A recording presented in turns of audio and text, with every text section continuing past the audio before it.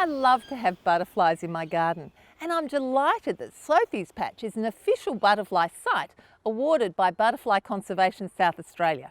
But there's one butterfly in my garden that I do wage war on, and that's the cabbage white butterfly. Those pretty white butterflies with the black dots that appear most of the year, but particularly in spring and autumn, can make a mess of your cool season crops or any brassicas you're growing.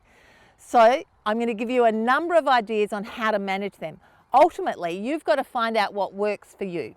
Now, there are a couple of principles to understand. Plants that are healthy in beautiful soil and growing strong are less likely to be affected than plants that aren't. So when those butterflies come in, they lay eggs on plants, and they particularly love plants under stress or young tender plants. And those eggs hatch into those green caterpillars. So what you need to understand is if you've got plants that are really strong and healthy, they may not be affected. But if you've got a bed with ordinary soil, you're more likely to have bad damage. Before you plant your brassicas, which is your cool season veggies like broccoli, cauliflower, cabbages, kale and kohlrabi, it's always worthwhile checking the punnets to make sure there are no caterpillar eggs on there. They're little yellow eggs, and often they're hidden under the leaves. Because even if you exclude the cabbage white butterfly from laying eggs on your plant, if the eggs are already there, you're in for trouble.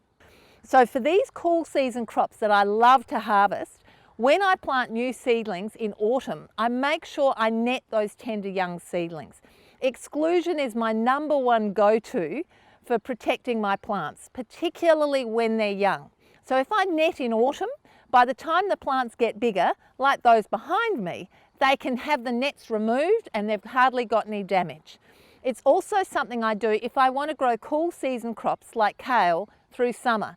Kale is a cool season, cool climate plant, and growing in our 40+ degree temperatures, it doesn't like it. So to keep the plants happy, I put the netting over and keep the caterpillars off them. It affects not only the cool season veggies, but it also affects bok choy. So if I want to grow beautiful bok choy throughout the year, I net that too. The exclusion netting is called insect exclusion netting. And if you invest in it, you're going to have it for 20 odd years. It's easy to cover your crops. You simply just get bits of polypipe and a couple of stakes, or actually have some proper frames made to protect young crops. Take the netting off once the plants get big enough. You've got to be a bit of a garden detective to work out if it's a snail problem or a caterpillar problem. But one telltale sign is to look for caterpillar poo. Usually they're greenish black little lumps. They often fall to the base of the leaf. And if you see them, then you can search around. There's usually a caterpillar in there somewhere. Some people can even manage the butterflies in their garden by just taking a swipe at them with something like an old tennis racket. Now in my patch there's too many and they're definitely too quick for me. The other thing people do is they pick off caterpillars when they see them, and either they squash them or feed them to their chooks. The chooks just love them. But due to the scale of my garden and I'm not so good at spotting them, I need a better long-term solution. A lot of people swear that you can beat the cabbage white butterfly by deterring them. Apparently they're territorial, and if they fly in and see something that looks like another cabbage white, they'll fly off. Years ago, someone told me they were hanging cubes of styrofoam through their veggie patch, and that worked really well. But I didn't like the idea of that because it didn't look pretty enough.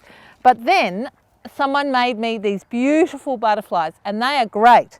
These things, theoretically, you put them about 1 per square metre and the butterfly comes in.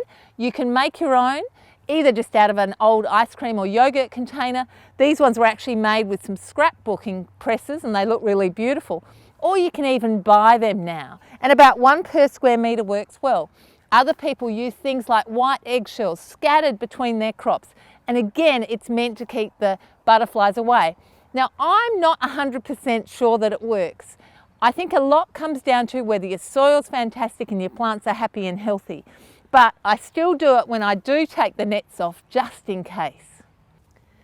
Now I like to try and attract good bugs in to deal with the bad bugs wherever I can. And there is actually a naturally occurring parasitic wasp that parasitizes the cabbage white caterpillars. What it does, it lays its eggs in the caterpillars, and this is what you'll see. The caterpillar will be in a gossamer cocoon, and then eventually all the little eggs will appear and they'll emerge and wipe out other caterpillars. But even though I have them in my garden, I haven't got enough to stop the damage they do. Another thing you can do is you can spray. There's something called a bioinsecticide known as Dipel. It's a naturally occurring bacteria that the caterpillar ingests, and it stops them feeding, and eventually they wither and die. So fortunately, it's not poisoning any other good creatures around. However, it's not UV stable, and so you need to reapply it regularly, and that's a lot of work when you're a busy person.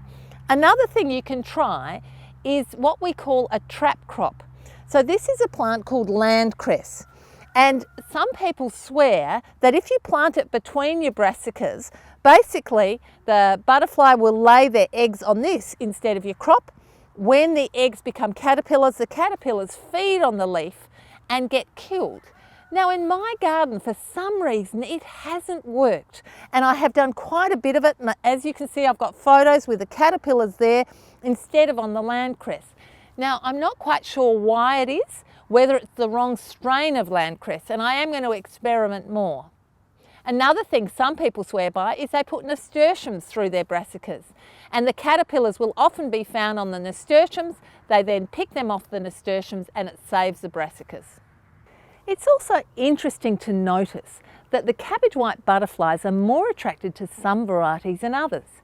In my garden, I grow about 10 or 12 different sorts of kale, and over the years I've noticed that the Tuscan kale, which is probably the most popular one commercially, gets hammered by cabbage white butterflies, whereas things like red Russian or the curly kales are less affected.